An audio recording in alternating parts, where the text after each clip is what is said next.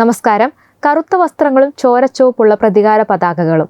ഖമനേയിയുടെ വിടവാങ്ങൽ ചടങ്ങിൽ ഡൊണാൾഡ് ട്രംപിനും നെതന്യാഹുവിനും നേരെ കൊലവിളിയുമായി ലക്ഷക്കണക്കിന് ഇറാനികൾ. ടെഹ്റാനിൽ സംഭവിച്ചതെന്താണ്? ഇസ്രായേൽ ആക്രമണത്തിൽ കൊല്ലപ്പെട്ട പരമോന്നത നേതാവിന് വിട ചൊല്ലാൻ പതിനായിരങ്ങൾ ഒഴുകിയെത്തിയപ്പോൾ ടെഹ്റാനിലെ പ്രാർത്ഥനാ സമുച്ചയം മാറിയത് അമേരിക്കയ്ക്കെതിരായ പ്രതികാര വേദിയായി. 4 ദശകത്തോളം ഇറാൻ ഭരണം കൈയാളിയിരുന്ന ആയത്തുള്ള അലി ഖമനേയിക്ക് അന്ത്യോപചാരമർപ്പിച്ച് ടെഹ്റാനിലെത്തുന്നത് പതിനായിരങ്ങളാണ്. കറുപ്പണിഞ്ഞ് ഇറാൻ പതാക പുതച്ചെത്തിയ ജനക്കൂട്ടം ഖമനേയിയുടെ ചിത്രം ഉയർത്തിപ്പിടിച്ചുകൊണ്ട് കണ്ണീരണിയുന്നതിന്റെ ദൃശ്യങ്ങളും പുറത്തുവരുന്നുണ്ട്. ഇറാന്റെ ഉന്നത നേതൃത്വമെല്ലാം ചടങ്ങിൽ പങ്കെടുക്കുന്നു. ഇറാൻ നേതൃത്വം ഒന്നിച്ച് പൊതുജന മധ്യത്തിൽ പ്രത്യക്ഷപ്പെട്ടതോടെ പ്രസിഡന്റ് ഡൊണാൾഡ് ട്രംപിനെതിരെയും ഇസ്രായേൽ പ്രധാനമന്ത്രി ബെഞ്ചമിൻ നെതന്യാഹുവിനെതിരെയും കൊലവിളി ഉയരുന്നുമുണ്ട്. ഇരുവരെയും കൊലപ്പെടുത്തണമെന്ന ആഹ്വാനവുമായി പ്ലക്കാർഡുകളും മുദ്രാവാക്യങ്ങളും ഉയരുകയാണ്. ടെഹ്റാനിലെ ഗ്രാൻഡ് മൊസല്ല പ്രാർത്ഥനാ സമുച്ചയത്തിലാണ് ചടങ്ങുകൾ പുരോഗമിക്കുന്നത്. പരമോന്നത നേതാവായിരുന്ന ആയത്തുള്ള അലി ഖമനേയിയുടെ മരണത്തിലെ ദുഃഖാചരണം പ്രതികാരത്തിന് ആഹ്വാനമുയരുന്ന വേദി കൂടിയായി മാറുകയാണ് ഇപ്പോൾ. ലക്ഷക്കണക്കിന് ആളുകൾ രാത്രി മുഴുവൻ പള്ളിയിൽ തന്നെ തങ്ങിയിരുന്നു. രാത്രി 8 മണിക്ക് ആരംഭിക്കുന്ന പ്രാർത്ഥനാ ചടങ്ങിൽ പങ്കെടുക്കാൻ അർദ്ധരാത്രിയിലും ആളുകൾ എത്തിക്കൊണ്ടിരിക്കുകയായിരുന്നു. ഇറാന്റെ പതാകയും പ്രതികാരത്തിന്റെ അടയാളമായ ചുവന്ന പതാകകളും കയ്യിലേന്തിയിട്ടുണ്ടായിരുന്നു അവർ. അമേരിക്കയുടെയും ഇസ്രായേലിന്റെയും അന്ത്യമെന്ന മുദ്രാവാക്യം ഉയർത്തുന്നുമുണ്ട് അവർ. ട്രംപിനെയും നെതന്യാഹുവിനെയും കൊലപ്പെടുത്തൂ എന്ന പോസ്റ്ററുകളും ഗ്രാൻഡ് മൊസല്ല പ്രാർത്ഥനാ സമുച്ചയത്തിനരികിലായിട്ട് പതിപ്പിച്ചിട്ടുണ്ട്. ഇനി മുതൽ ഈ കഫൻ പുടവ ഞങ്ങളുടെ മേലങ്കിയാണ്. നിങ്ങളുടെ രക്തം കൊണ്ട് ഞങ്ങൾ പ്രതിജ്ഞ ചെയ്യുന്നു. ട്രംപിന്റെ കൊലപാതകം ഞങ്ങളുടെ ഉത്തരവാദിത്തമാണ്. പ്രാർത്ഥനകൾക്ക് മുമ്പ് പരിപാടിയുടെ മുഖ്യാതിഥിയായിരുന്ന കവി മുഹമ്മദ് റൂസി ഉച്ചഭാഷിണിയിൽ കൂടി ജനക്കൂട്ടത്തോട് ആഹ്വാനം ചെയ്തു. ലോകത്തിലെ ഏറ്റവും നീചനായ മനുഷ്യൻ എന്തുകൊണ്ട് ഇപ്പോഴും ജീവിച്ചിരിക്കുന്നു? ട്രംപ് അധികകാലം ലോകത്തുണ്ടാവില്ല. നമ്മുടെ ഇമാമിനെ കൊന്നയാളെ നമ്മൾ എന്തിനു കൊല്ലാതിരിക്കണം? അങ്ങനെ ചെയ്തില്ല എങ്കിൽ അത് അനാദരവായി മാറും. ജനക്കൂട്ടത്തോട് അദ്ദേഹം ആഹ്വാനം ചെയ്തു. ആയത്തുള്ള അലി ഖമനേയിയുടെ മൃതദേഹത്തിനൊപ്പം തന്നെ 4 കുടുംബാംഗങ്ങളുടെയും മൃതദേഹം പൊതുദർശനത്തിന് വെച്ചിട്ടുണ്ട്. സ്ത്രീകളടക്കം വൻ ജനപ്രവാഹമാണ് ടെഹ്റാനിലെ വലിയ പള്ളിയുടെ വിശാലമായ വളപ്പിൽ എത്തിച്ചേരുന്നത്. ഈ പള്ളിമുറ്റത്ത് വെച്ചാണ് ഖമനേയി മുഹറം പ്രഭാഷണം നടത്തിയിരുന്നത്. അതേസമയം ഇറാൻ പരമോന്നത നേതാവും ആയത്തുള്ള അലി ഖമനേയിയുടെ മകനുമായിട്ടുള്ള മുസ്തഫ ഖമനേയി സുരക്ഷാ കാരണങ്ങളാൽ ചടങ്ങിൽ നിന്ന് വിട്ടുനിൽക്കുന്നതായിട്ടാണ് വിവരം. ഇസ്രായേൽ ഭീഷണി ഉള്ളതിനാൽ മുസ്തഫ ചടങ്ങിൽ പങ്കെടുത്തേക്കില്ല എന്നുള്ള വാർത്തകളും ഉണ്ടായിരുന്നു. കഴിഞ്ഞ ശനിയാഴ്ചയാണ് സംസ്കാര ചടങ്ങുകൾക്ക് തുടക്കമായത്. അതേസമയം ഇസ്രായേൽ സംയുക്ത ആക്രമണത്തിൽ കൊല്ലപ്പെട്ട ഇറാൻ പരമോന്നത നേതാവ് ആയത്തുള്ള അലി ഖമനേയിയുടെ സംസ്കാര ചടങ്ങുകൾക്കിടെ ഭീഷണി മുഴക്കിയിരിക്കുകയാണ് അമേരിക്കൻ പ്രസിഡന്റ് ഡൊണാൾഡ് ട്രംപ്. ഇറാന്റെ ശേഷിക്കുന്ന നേതൃത്വത്തെ ഇല്ലാതാക്കാൻ ഒരൊറ്റ ആക്രമണം കൊണ്ട് സാധിക്കുമെന്ന് ട്രംപ് പറഞ്ഞു. സംസ്കാര ചടങ്ങിനായി നേതാക്കളെല്ലാവരും ഒത്തുചേർന്ന വേളയിലാണ് ട്രംപിന്റെ ഭീഷണി സന്ദേശം. ഖമനേയിയുടെ ഒരാഴ്ച നീണ്ടു നിൽക്കുന്ന സംസ്കാര ചടങ്ങുകൾക്ക് കഴിഞ്ഞ ശനിയാഴ്ചയാണ് തുടക്കമായത്. വിവിധ രാജ്യങ്ങളിലെ പ്രതിനിധികളും സംസ്കാര ചടങ്ങിൽ പങ്കെടുക്കുന്നുണ്ട്. ഇതിനിടെയായിരുന്നു ട്രംപിന്റെ ഈ പരാമർശം. എല്ലാവരും ഒത്തുചേർന്നിരിക്കുകയാണ്. ഒരു ഷോട്ട് മതി എല്ലാവരെയും പുറത്താക്കാൻ. പക്ഷെ ഞങ്ങൾ അത് ചെയ്യില്ല. കാരണം അങ്ങനെ ചെയ്താൽ ഞങ്ങളുമായി ചർച്ച ചെയ്യാൻ ആരും ഉണ്ടാകില്ല എന്ന് ട്രംപ് പറഞ്ഞതായിട്ട് ആക്സിയോസ് റിപ്പോർട്ട് ചെയ്തു. ചടങ്ങിൽ നേതാക്കൾ വികാരാധീനരായതിനെയും ട്രംപ് പരിഹസിച്ചു. അവർ കരയുന്നത് കണ്ട് താൻ അത്ഭുതപ്പെട്ടുവെന്ന് ട്രംപ് പറഞ്ഞതായിട്ട് അന്താരാഷ്ട്ര മാധ്യമങ്ങൾ റിപ്പോർട്ട് ചെയ്യുന്നു. ആളുകൾ ഖമനേയിയെ വെറുക്കുന്നുവെന്നും ഒരുപക്ഷെ അത് വ്യാജ കണ്ണീരായിരിക്കാമെന്നും ട്രംപ് കൂട്ടിച്ചേർത്തു. എന്നാൽ ഇതൊന്നും നിങ്ങൾക്ക് മനസ്സിലാകില്ലെന്ന് ഇറാൻ പ്രതികരിച്ചു. നിങ്ങൾക്ക് സംസ്കാരമോ പാരമ്പര്യമോ ആദരവോ ഇല്ലാത്തതിനാൽ ഇതൊന്നും മനസ്സിലാകില്ല എന്ന് അർമേനിയയിലെ ഇറാൻ എംബസി എക്സിൽ കുറിച്ചു. 2026 ഫെബ്രുവരി 28 പകൽ സമയത്താണ് ടെഹ്റാനിലെ ഖമനേയിയുടെ ഔദ്യോഗിക വസതി ലക്ഷ്യമാക്കി ഇസ്രായേൽ വ്യോമസേന ശക്തമായ ആക്രമണം നടത്തിയത്. അമേരിക്കൻ രഹസ്യാന്വേഷണ ഏജൻസിയായ CIA നൽകിയ കൃത്യമായ വിവരങ്ങളുടെ അടിസ്ഥാനത്തിലായിരുന്നു ഈ നീക്കം. ഇതിന് ഓപ്പറേഷൻ എപ്പിക് ഫ്യൂരി എന്നും ഇസ്രായേൽ ഓപ്പറേഷൻ റോറിംഗ് ലയൺ എന്നുമാണ് കോഡുനാമം നൽകിയിരുന്നത്. അതീവ സുരക്ഷിതമായ ബങ്കറുകൾ തകർക്കാൻ ശേഷിയുള്ള 30 പ്രിസിഷൻ ബോംബുകളും സ്പാരോ മിസൈലുകളുമാണ് ഇസ്രായേൽ യുദ്ധവിമാനങ്ങൾ ഖമനേയിയുടെ വസതിക്ക് നേരെ വർഷിച്ചത്.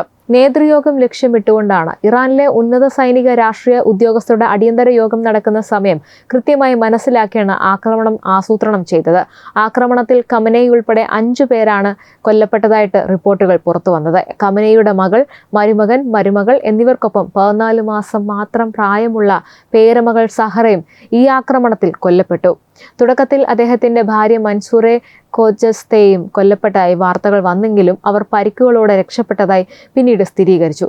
ഇറാന്റെ പ്രതിരോധ മന്ത്രി അമീർ നാസർ സൊദേ, commander in chief Mohammad Pakpour തുടങ്ങിയ പ്രമുഖരും ഈ വ്യോമാക്രമണ പരമ്പരകളിൽ കൊല്ലപ്പെട്ടിരുന്നു.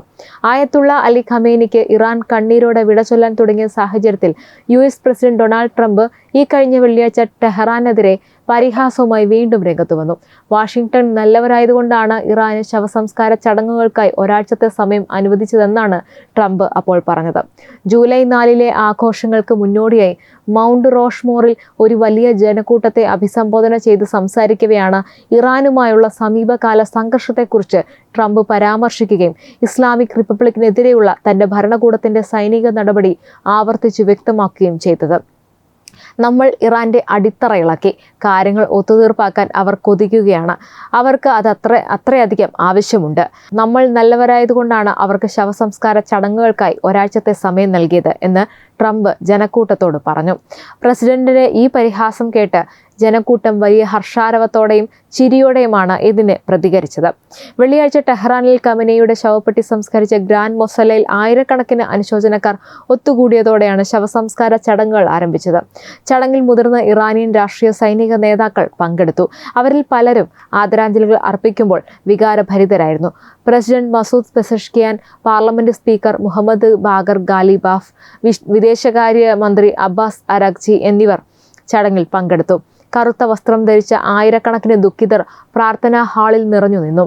ഷിയ വിലാപ പാരമ്പര്യങ്ങൾക്കനുസൃതമായി മുദ്രാവാക്യങ്ങൾ മുഴക്കിയും കരഞ്ഞും നെഞ്ചത്തടിച്ചും പിന്തുണക്കാർ അണിനിരന്നു. ഒരാഴ്ച നീണ്ടു നിൽക്കുന്ന ഘോഷയാത്രയിൽ ഖമേനിയുടെ ഭൗതികാവശിഷ്ടങ്ങൾ പുണ്യനഗരമായ ഖോമിലൂടെ കൊണ്ടുപോകും. തുടർന്ന് ഇറാഖി പുണ്യനഗരങ്ങളായ നജാഫ്, കർബല എന്നിവിടങ്ങളിലേക്ക് യാത്ര തിരിക്കും. ജൂലൈ 9 മഷാദിൽ ഇമാം റസയുടെ പുണ്യസ്ഥലത്തിന് സമീപം പൂർണ്ണ ഔദ്യോഗിക ബഹുമതികളോടെ അദ്ദേഹത്തെ സംസ്കരിക്കും. രാജ്യത്തെ ഏറ്റവും കൂടുതൽ കാലം സുപ്രീം നേതാവായിരുന്ന അദ്ദേഹം ഇറാൻ അദ്ദേഹത്തിന്റെ മരണത്തെ തുടർന്ന് രാഷ്ട്രീയവും സുരക്ഷാപരമായ പ്രത്യാഘാതങ്ങൾ നേരിടേണ്ടി വരുമ്പോഴും ഇന്ത്യ, പാകിസ്ഥാൻ, റഷ്യ, ചൈന എന്നിവയുൾപ്പെടെ നിരവധി രാജ്യങ്ങളിൽ നിന്നുള്ള പ്രതിനിധികൾ ചടങ്ങിൽ പങ്കെടുക്കാൻ എത്തിയിട്ടുണ്ട്. കഴിഞ്ഞ ഫെബ്രുവരി 28 മരണം നടന്നിട്ടും ജൂലൈ മാസത്തിലാണ്, അതായത് 4 മാസം പിന്നിട്ടിട്ടാണ് ഔദ്യോഗികമായി വിലാപയാത്രയും സംസ്കാര ചടങ്ങുകളും വിപുലമായി നടക്കുന്നത്. ഇതിന് പ്രധാന കാരണങ്ങൾ പൂർണ്ണ തോതിലുള്ള യുദ്ധം. ഖമേനിയുടെ വധത്തിനു പിന്നാലെ US ഇസ്രായേൽ സഖ്യത്തിനെതിരെ ഇറാൻ വൻതോതിൽ മിസൈൽ, ഡ്രോൺ ആക്രമണങ്ങൾ അഴിച്ചുവിട്ടു. ഇത് മേഖലയെ കടുത്ത യുദ്ധത്തിലേക്ക് നയിച്ചു. വ്യോമാക്രമണങ്ങൾ തുടർച്ചയായി നടന്നുകൊണ്ടിരുന്നതിനാലും ഇസ്രായേൽ ഇനിയും മുതിർന്ന നേതാക്കളെ ലക്ഷ്യമിടുമെന്ന ഭയത്താലും പൊതുചടങ്ങുകൾ നടത്തുന്നത് സുരക്ഷിതമല്ലായിരുന്നു. രാജ്യത്ത് 40 ദിവസത്തെ ദുഃഖാചരണം പ്രഖ്യാപിച്ചിരുന്നു. തുടർന്ന് ഇറാന്റെ പുതിയ പരമോന്നത നേതാവായി ഖമേനിയുടെ മകൻ മുസ്തഫ ഖമേനിയെ തിരഞ്ഞെടുത്തതിനെ തുടർന്നുള്ള ആഭ്യന്തര രാഷ്ട്രീയ നീക്കങ്ങളും ചടങ്ങുകൾ നീണ്ടുപോകാൻ കാരണമായി. നിലവിൽ ടെഹ്റാനിൽ നടക്കുന്ന ഭീമമായ ജനക്കൂട്ടത്തിന്റെ സാന്നിധ്യമുള്ള ഈ ചടങ്ങിലൂടെ തങ്ങളുടെ പരമോന്നത നേതാവ് നഷ്ടപ്പെട്ടിട്ടും രാജ്യത്തിന്റെ ഭരണ സംവിധാനങ്ങൾ തകർന്നിട്ടില്ലെന്ന് ലോകത്തിനു മുന്നിൽ കാണിക്കാനാണ് ഇറാൻ ശ്രമിക്കുന്നത്. കണ്ണീരും ചോരച്ചോപ്പുമുള്ള പ്രതികാര പതാകകളും നിറഞ്ഞ ടെഹ്റാനിലെ ആകാശം വരാനിരിക്കുന്ന വലിയൊരു യുദ്ധത്തിന് നിഴലിലാണ്. കവി മുഹമ്മദ് റൂസിയുടെ വാക്കുകൾ ഏറ്റുവിളിച്ച് ലക്ഷക്കണക്കിന് ജനങ്ങൾ തെരുവിൽ തുടരുമ്പോൾ ട്രംപും നെതന്യാഹുവും ഇറാന്റെ 1-ാം നമ്പർ ശത്രുക്കളായി പ്രഖ്യാപിക്കപ്പെട്ടു കഴിഞ്ഞു.